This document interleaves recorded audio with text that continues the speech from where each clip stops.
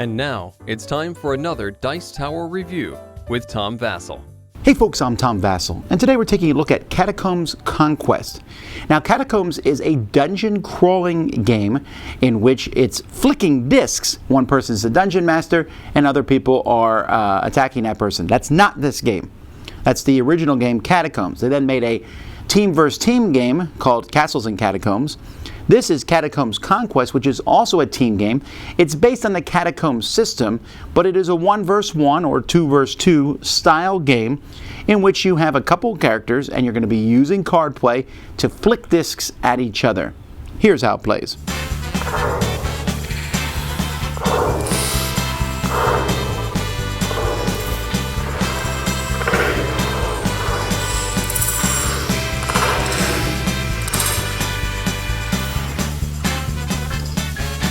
The game is the sword team against the skull team. Each team has 2 heroes, so one person can control both heroes, or you can play 2 versus 2, or even 1 versus 2.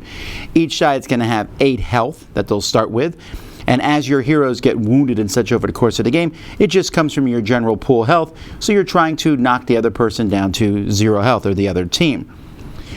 Players are going to take turns back and forth. So, for example, let's say the skull team goes first. They'll pick one of their characters to move, and then it just bounces back and forth. You have these here to show. So, for example, on the sword team, the green character would go, then I flip it over to show the purple character goes next time, etc. At the beginning of your turn, you're going to have a handful of cards. You'll draw another card, and then you're going to go through your cards and pick one of these. When you pick one, you're going to just follow a series of whatever it says on here. So this is basically a rush, which just lets me move one of my characters, and then I can do 2 longbow attacks. So maybe I rush, and then a longbow means I use this longbow disc. I put it next to my person. I'm going to try to hit the opponents. That was not very good. Nope, I missed. Had I hit my opponent, I would do 1 damage. I know this because there's a reference card. It shows the different types of attacks and how much damage each attack does. It also will show you basically what disc you're going to use. A rush doesn't do any damage. A melee means I myself am trying to hit my opponent. Now, bouncing off a wall and hitting your opponent does not count. You have to hit them directly. After you're done playing a card and do whatever it says, you can pick one obstacle here and do a rush attack with it. Basically move it into position, trying to protect yourself or open up the enemy to your attack. And this is just going to go back and forth. Players will be continually drawing cards. The cards themselves, there's some cards that are the same. So for example, here's a card from each deck. You can see the wizard card, sorcerer card. They're the exact same. 1 melee attack and then a fireball attack. However, there are other cards that are unique to the deck. So for example, here I can put a character disc on top of an obstacle disc. Or here she's a time loop where you can discard a card to do this whole sequence again. And so the decks are not quite asymmetrical. There's a variety of cards and shots that can be done over the course of the game. Many of the cards might give you health tokens, so you continually will be healing health, hopefully, because if you ever run out of health, you will lose the game. Or if the decks run out, then whoever has the most cards win, or if you run out of cards and it's your turn to play a card, then the other side will win. So this is the same artwork that is used in the current Catacombs game, so I like this artwork. I've always have. It's this silly type artwork of fantasy, but it has a very distinct look. I like that. The cards are fine quality. The discs, not a lot of discs are needed in this game. The walls themselves here are basically just some cardboard walls that are held together with these plastic pieces here. It works fine. You can also play, they sell a separate mat where you can use the mat and then there's no walls, just don't go off the walls. I think I like the walls better just because it keeps the discs on the table depending on how hard they're shot. But everything fits in a very small box. There really isn't a lot of stuff in here. And the rule book is really clear. Not only does it show you exactly how all the shots work at the end, it walks you through a whole sample game here, which really helps make the whole thing easy to figure out.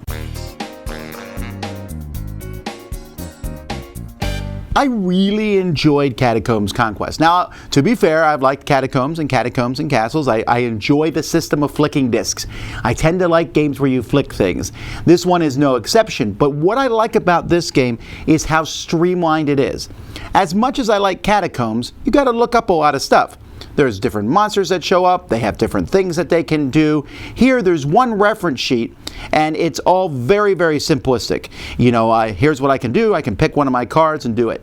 Now, that being said, in the rule book itself, it has this advanced rule where you draw a card at the end of your turn. It's like for experienced players. Forget that. Now, not experienced players, any players. There's no... I've never understood why this rule is in any game at all. It's like Carcassonne, where you draw something at the beginning of your turn and then decide what to do. No, draw it at the end of your turn. That way you can think about it before your next turn. That just seems very obvious. But anyway, it's at least an advanced rule, but always play with it. One of the things about Catacombs is there's all these kinds of cool special abilities in the game, and this does this, this does this. But you have your own thing, and you do it the whole game. Catacombs Conquest allows you to do all kinds of weird special abilities with the same characters. Now, you're going to define, okay, this turn I'm doing a lifesteal, and this turn I'm going to do a bunch of melee attacks. So your character, thematically, it might mess you up because he's a barbarian this turn, and next turn he's a wizard, and then this turn he's a healer. I don't mind that. It's just like a whole pile of spells, per se. Maybe you can think of yourself as a changeling.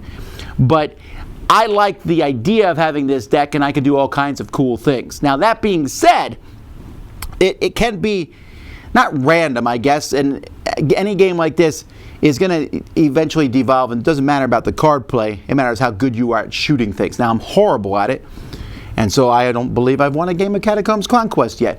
I don't care, though. I have fun doing it. I like the shots. Games are quick.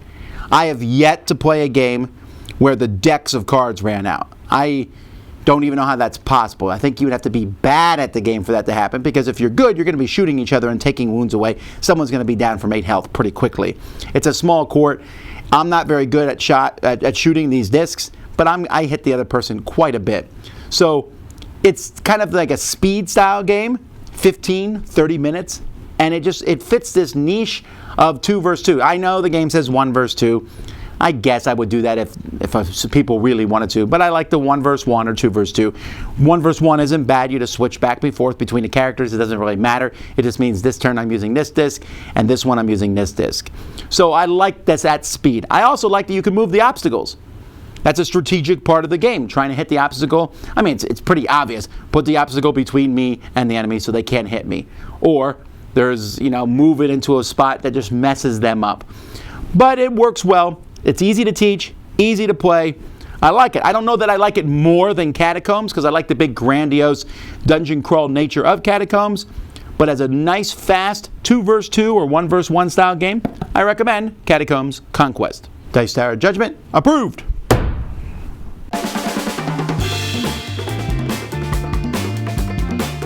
Thanks so much for watching another Dice Tower video. If you enjoy our videos, subscribe to the channel for more fun, comprehensive board game coverage. Also, consider joining us at one of our events. Come to Dice Tower Retreat, a small, intimate gathering where gaming is king. Join us for Dice Tower Cruise, the largest board game cruise. Attend Dice Tower West in Las Vegas for gaming fun on the West Coast, or Dice Tower East in Orlando, in sunny Florida. Dice Tower Conventions, the friendliest gaming conventions on Earth. I'm Eric Summerer, and you've been watching The Dice Tower.